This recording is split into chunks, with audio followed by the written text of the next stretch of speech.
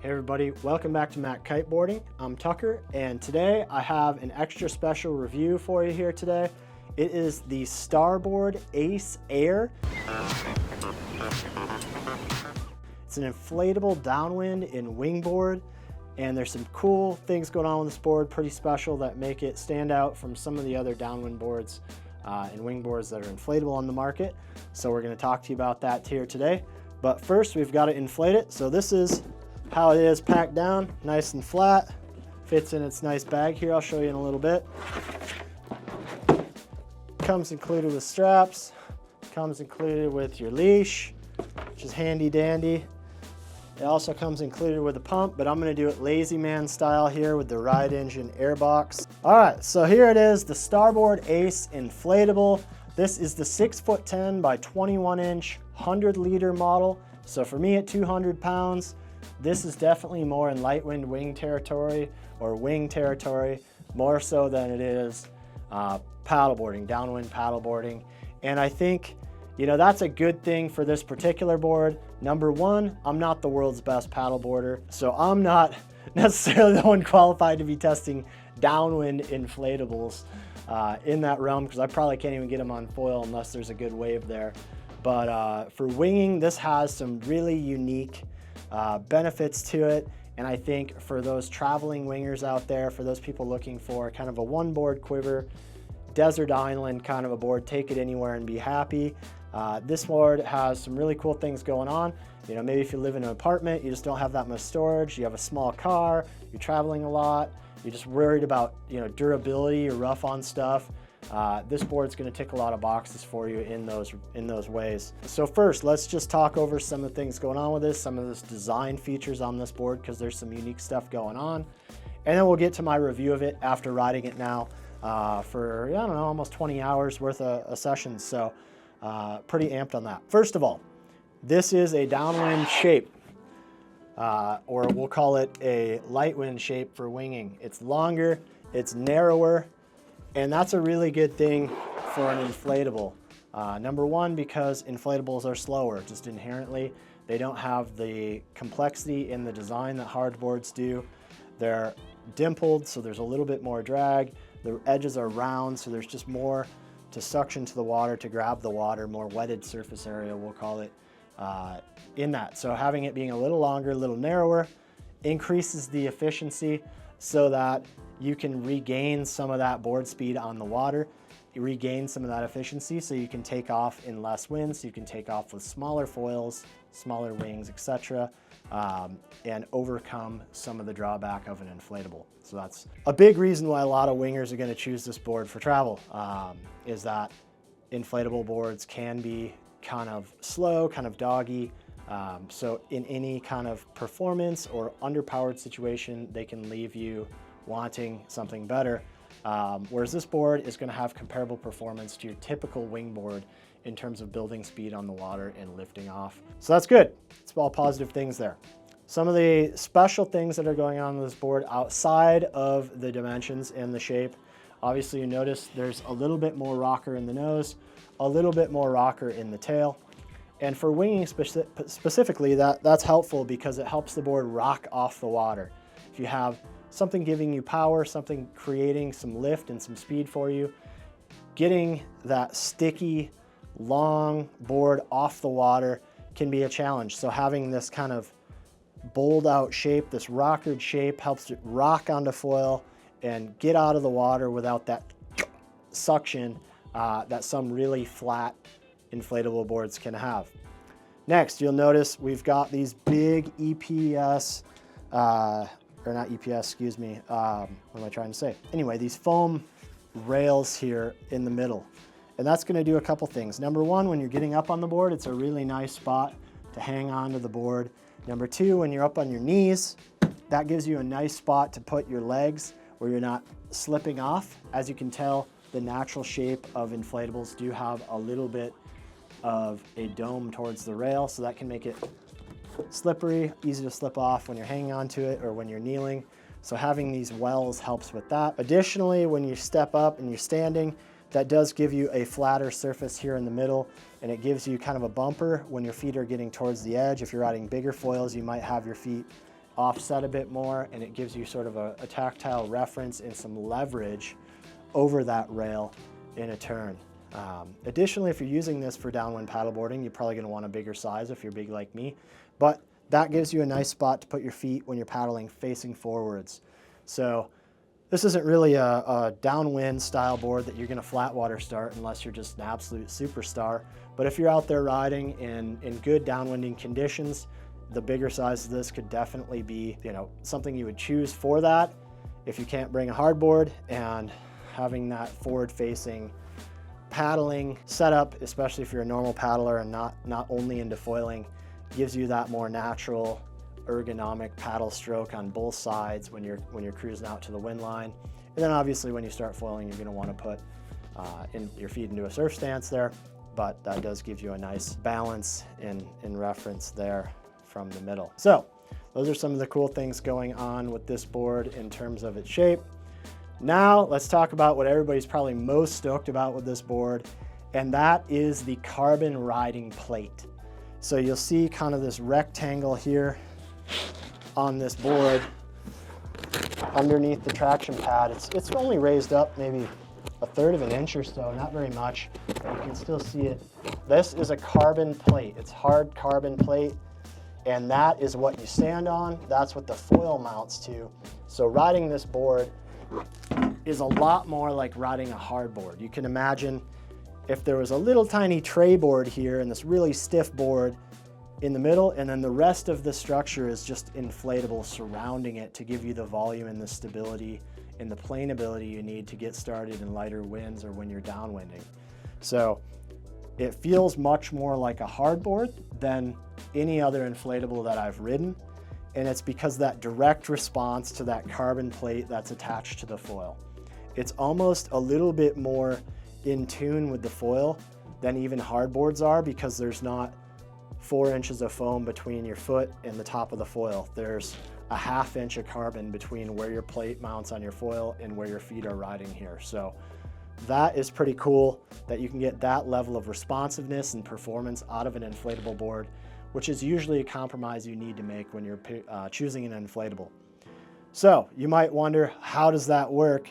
Isn't the carbon plate really thick? Isn't it heavy? Doesn't it take up a lot of space in the bag?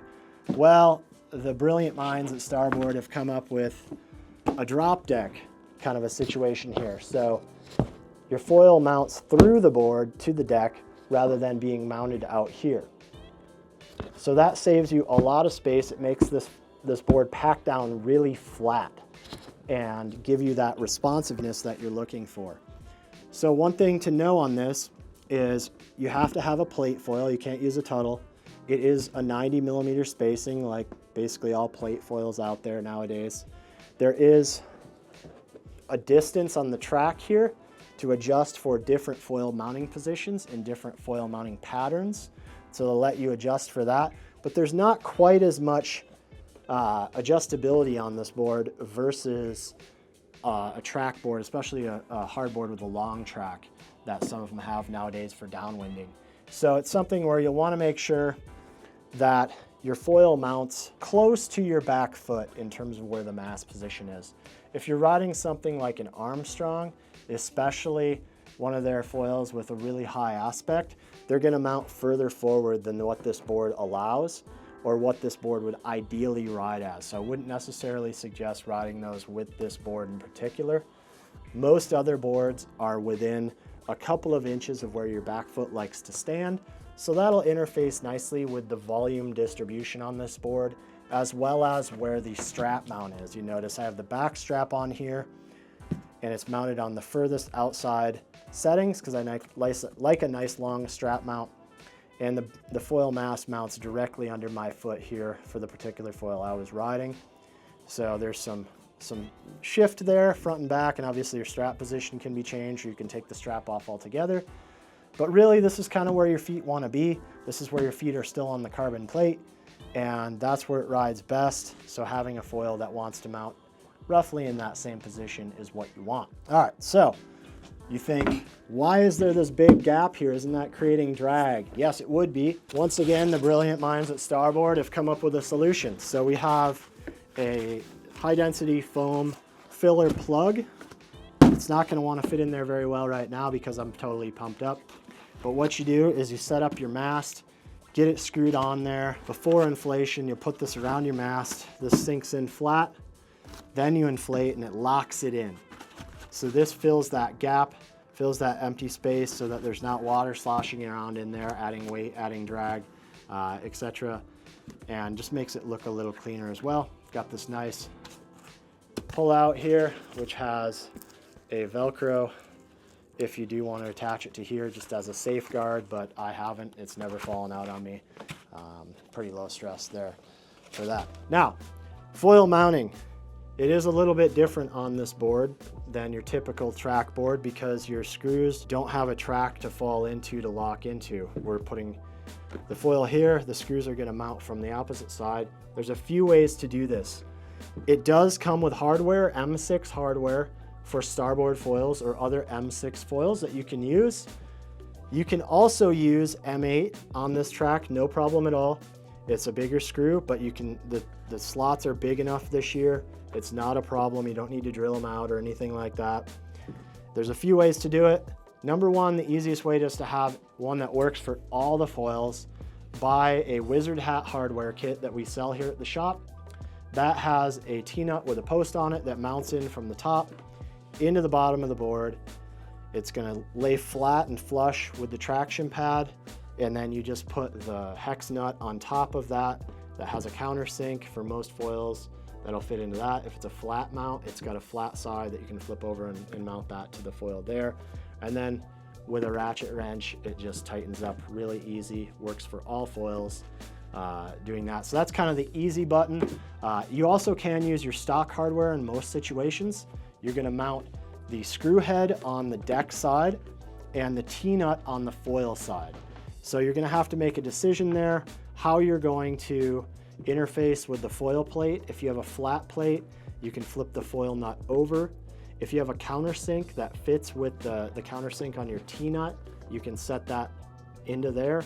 But I think what works best for most people is to use the flat side, even if there's a countersink, put it on the flat side down. It's larger than the countersink on the foil, so it's not gonna sink in. It's just gonna lay flat on top of there. And then the screw is long enough because this is only about a 1/2 inch thick. The screw is going to make it through, make contact there, and you're going to even have a little extra here. And if you look, I've got an example that I left in the board to show you guys. So we've got the T-nut on the foil side here, and the screw head then on the deck. And with the thickness of the traction pad, that lays nice and flat. You know, you want to be careful with your screws so you don't, you know, strip them and create like a rough metal here that you can cut your foot on. You want to keep an eye on that. Use a little sandpaper if it gets like that so it's not rough. But super easy to put on, put off. Most people are probably going to leave the foil on the board. If they're using it regularly, you can leave the board inflated. For while you're using it, as long as you don't need to pack it down, it's no stress.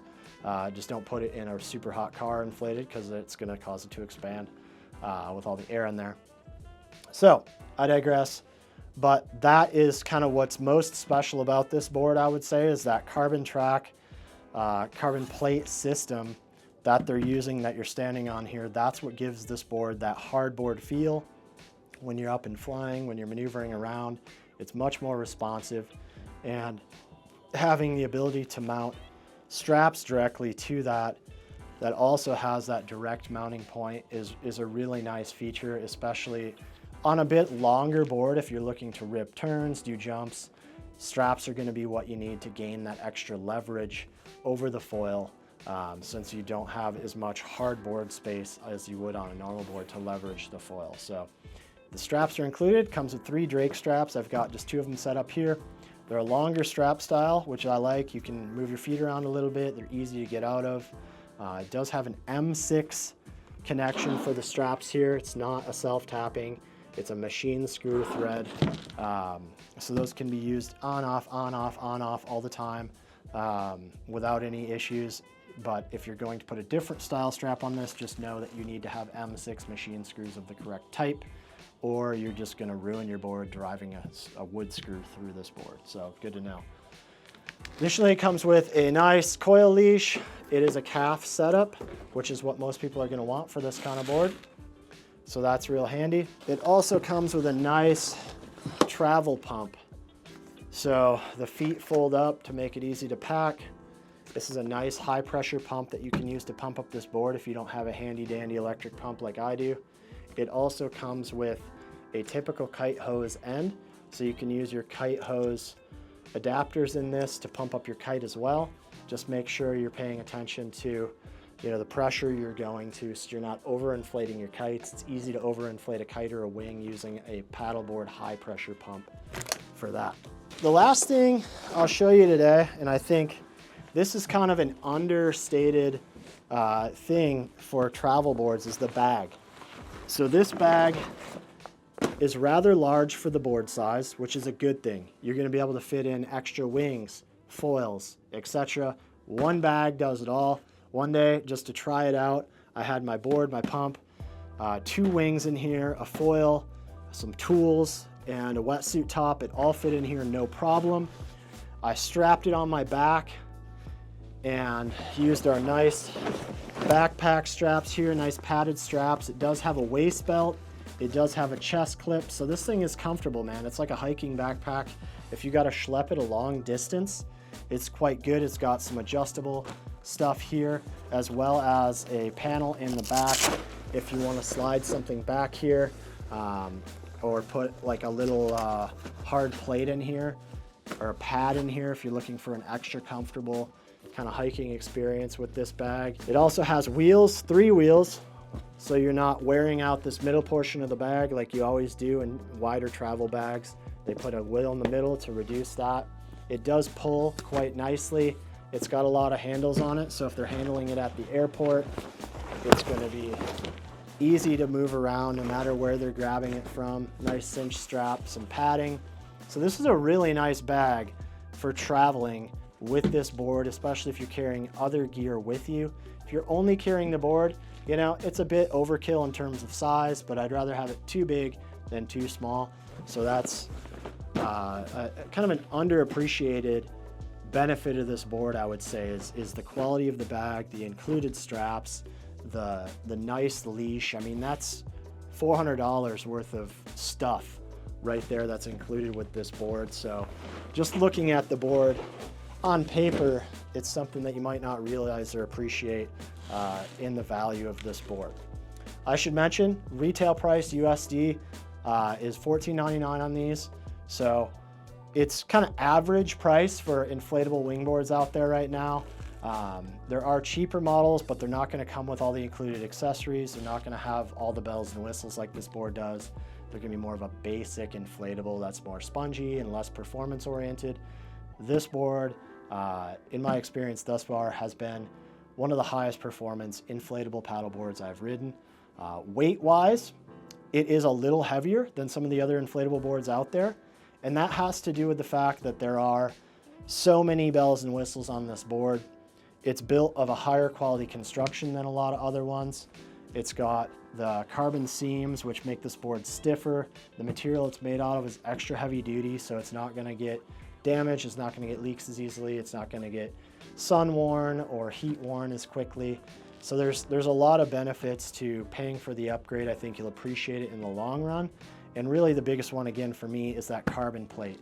Anytime you can make a board perform more like a hardboard, which is what everyone really wants to ride ultimately, then that's the better option.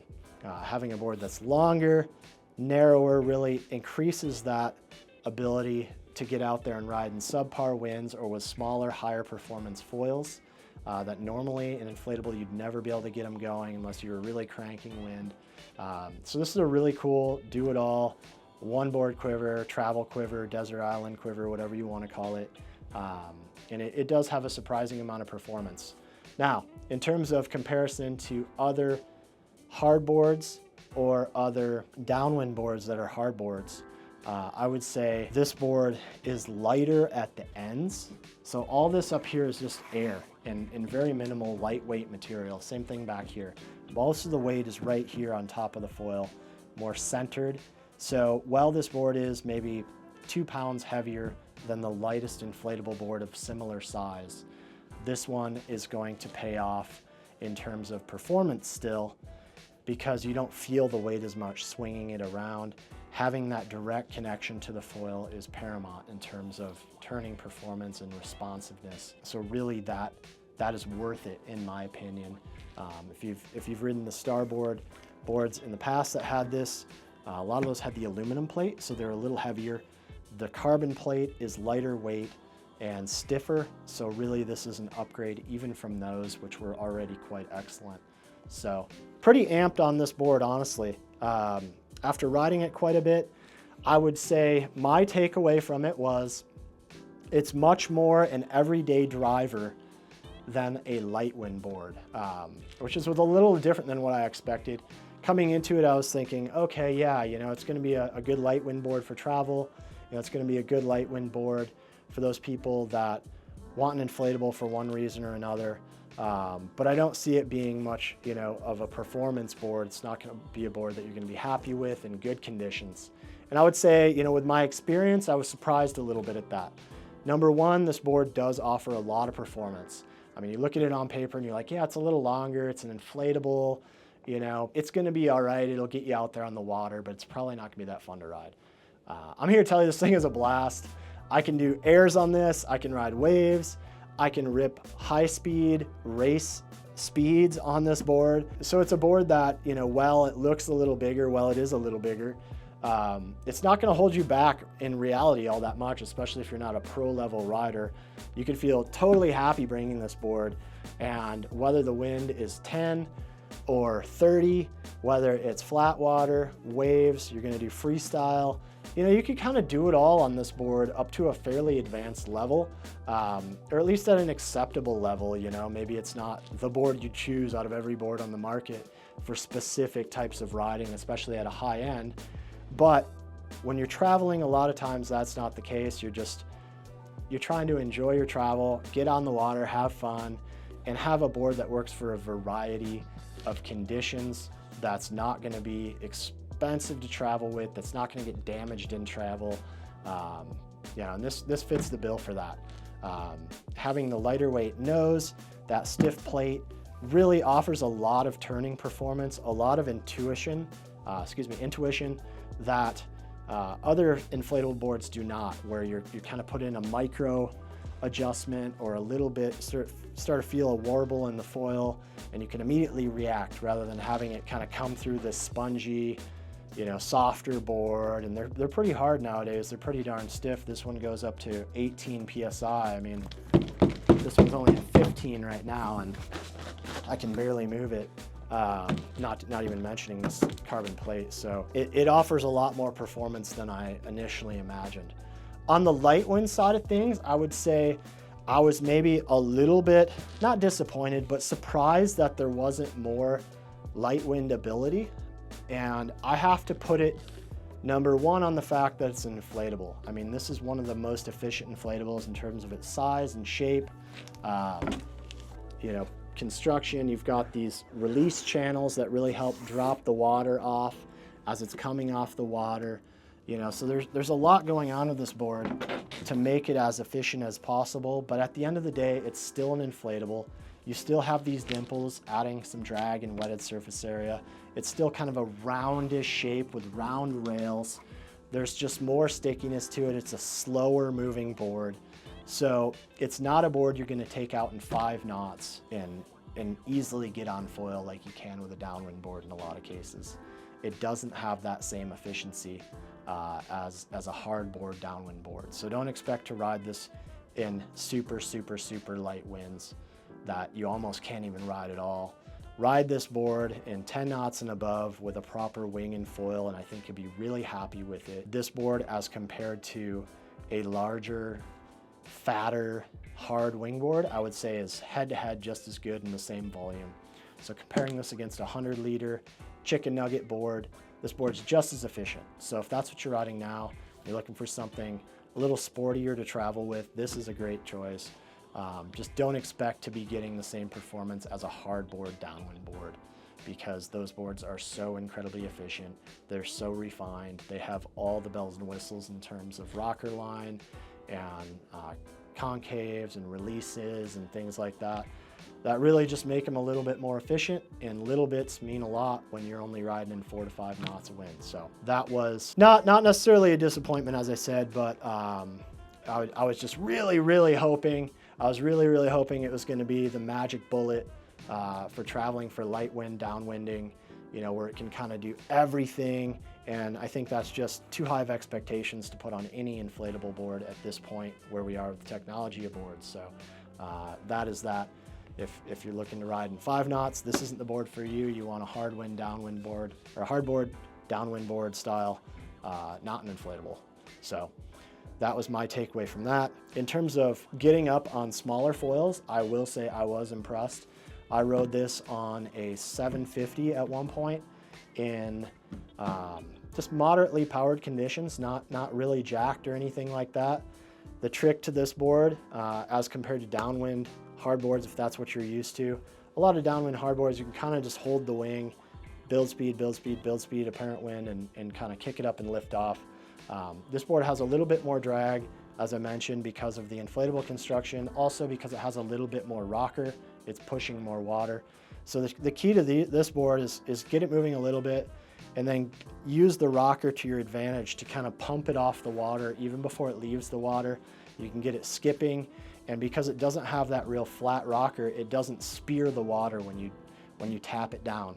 This nose rocker here just kind of and allows you to skip and pump it really well. So that's the magic sauce in getting this board out of the water. It's a little bit of a hybrid between your downwind board and your normal wing board, whereas a downwind board you can kind of just lift off, whereas a normal wing board you really so it's somewhere in between those two. You want to build a little speed and then get it skipping and pumping off the water, and even for a tiny foil like that was quite easy. So that was my takeaway. The second thing I would say is, if you're looking for maximum turning performance on a board like this, any inflatable really, you want to ride foot straps. Even with the carbon plate, the length of this board, just the fact that it is an inflatable, it's not going to leverage the foil in the exact same way.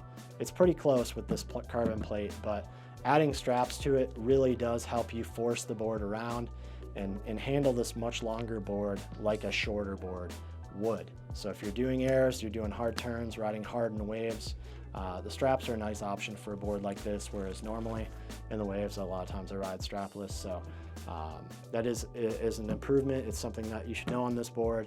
It's definitely nice to have, especially in super light wind scenarios where you're really ripping that board off the surface and you're doing some hard pumping. It keeps your feet in place. So this is one scenario where I do definitely advocate straps if you're a confident rider, and that way you can maximize the potential on this board. All those things are pretty rad. I'm not sure I could improve this in any way with my knowledge or my suggestions, so I think they hit it out of the park. Just coming into it with correct expectations for any inflatable is always a good plan. So this has been Tucker at MACkiteboarding.com, and we'll see you next time.